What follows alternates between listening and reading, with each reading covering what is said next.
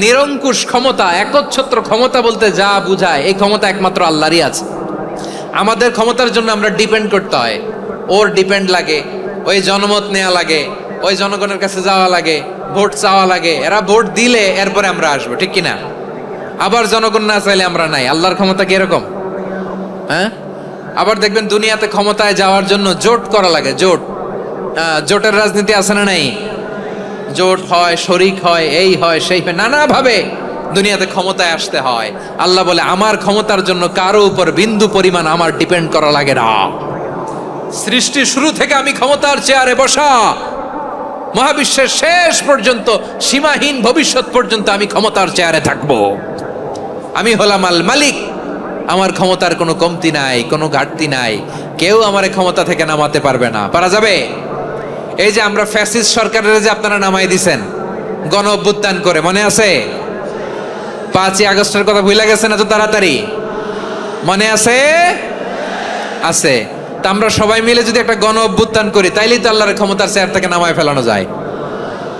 হ্যাঁ, যাবে না? পারবো না আমরা?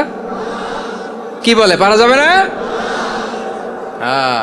আচ্ছা, আমরা না হয় পারলাম না, জিন জাতি যদি আমাদের সাথে জয়েন করে, ম্যানকাইন্ডের সাথে জিনকাইন্ড, ইফ দে জয়েন আস, সবাই মিলে একটা গণ অভ্যুত্থান, রেভলিউশন, ডেমনস্ট্রেশন, প্রোটেস্ট, সবাই মিলে যদি একটা অভ্যুত্থান করি, তাইলেই তো আল্লাহর ক্ষমতা শেষ। আওয়াজ করে বলেন, তাইলেই কি আল্লাহর ক্ষমতা শেষ হবে? তাহলে আমরা সবাই মিলে একটা গণ অভ্যুত্থান যদি করি, আল্লাহর ক্ষমতা থেকে নামানো যাবে? আল্লাহ বলেন না, আমি হলাম আল মালিক, আসল ক্ষমতার মালিক, the king of kings, the owner of ultimate power, the owner of ultimate authority, the owner of ultimate sovereignty, নিরঙ্কুশ একচ্ছত্র ক্ষমতার মালিক হচ্ছি আমি আল্লাহ। আল্লাহ তাআলা সূরা মুলকের শুরুতে বলছেন, তাবারাকাল্লাযী বিয়াদিহিল মুলকু ওয়া হুয়া আলা কুল্লি শাইইন কাদির। মহিমান্বিত সত্তা, যার হাতে ক্ষমতা, তিনি যা চান তাই করতে পারেন। আওয়াজ করে বলেন তো তিনি কে? আবার আল্লাহ বলেন, কুলিল্লাহুম্মা মালিকাল মুলকি তুতিল মুলকা মান তাশাউ ওয়া তানজিউল মুলকা মিম্মান তাশা ওয়া তুইজ্জু মান তাশাউ ওয়া তুযিল্লু মান তাশাউ বিয়াদিকাল খায়র ইন্নাকা আলা কুল্লি শাইইন কাদির। আল্লাহু আকবার।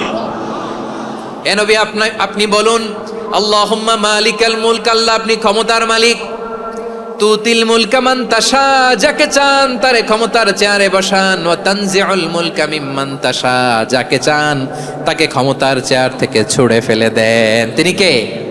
ক্ষমতার চেয়ারে বসায় কে? আবার মনে চাইলে আস্থা করে ছুঁড়ে নিক্ষেপ করেন, তিনি কে? আবার আল্লাহ বললেন, ওয়ালাম ইয়াকুল্লাহু শারীকুন ফিল মুলকি, আমার ক্ষমতায় কোনো শরিক নাই, কোনো জোট নাই, কোনো পার্টনার নাই, কোনো অংশীদার নাই। আবার আমি চলে গেলে আমার ক্ষমতার দাবিদারও কেউ নাই। আল্লাহু আকবার।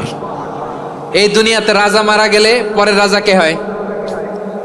রাজার ছেলে রাজা, ঠিক কিনা বলেন? আল্লাহ চলে গেলে আরেকজন বসবে নাকি? এরকম না, তার ক্ষমতার সাথে দুনিয়ার ক্ষমতার কোনো মিলই নাই। এজন্য তিনি তার নাম দিয়েছেন আল মালিক। আল মালিক, the owner of power, the owner of ultimate power and sovereignty, the king of kings, সব রাজার বড় রাজা, মহারাজা আল মালিক, তিনি হচ্ছেন আল্লাহ। চিৎকার করে বলেন ঠিক কি না? তিনি আসল ক্ষমতার অধিকারী। দুনিয়াতে যে আমরা ক্ষমতা নিয়ে কামড়াকামড়ি করি, মারামারি করি, কিয়ামতের দিন আল্লাহ জিজ্ঞেস করবেন, কই তোদের ক্ষমতা আজকে বল।